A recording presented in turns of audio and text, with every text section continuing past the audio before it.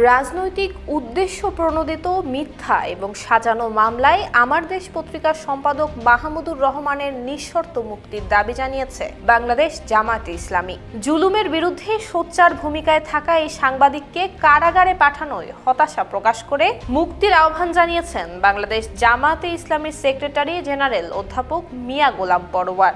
গতকাল দেয়া এক বিবৃতিতে তিনি এ আহ্বান জানান।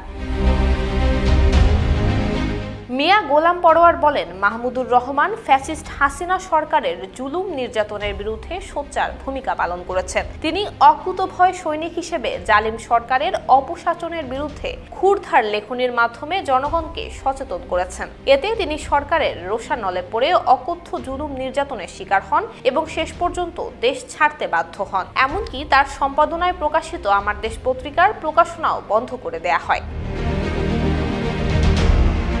জামায়াতের সেক্রেটারি জেনারেল আরও বলেন, সম্প্রতি তিনি দেশে ফিরে আইনের প্রতি শ্রদ্ধা প্রদর্শন করে গত 29 সেপ্টেম্বর আদালতে আত্মসমর্পণ করেন এবং জামিন আবেদন করেন। কিন্তু আদালত তাকে জামিন না দিয়ে কারাগারে পাঠিয়েছে। দেশের পরিবর্তিত পরিস্থিতির প্রেক্ষাপটে এটা জাতির জন্য খুবই লজ্জার বিষয়। তাকে জামিন না দেয়ায় আমরা হতবাক এবং বিস্মিত হয়েছি। তিনি আরো বলেন, বিরোধী মত দমনের নামে জালিম সরকারের আমলে দেয়া প্রতিটি মামলা ছিল রাজনৈতিক উদ্দেশ্য প্রণোদিত।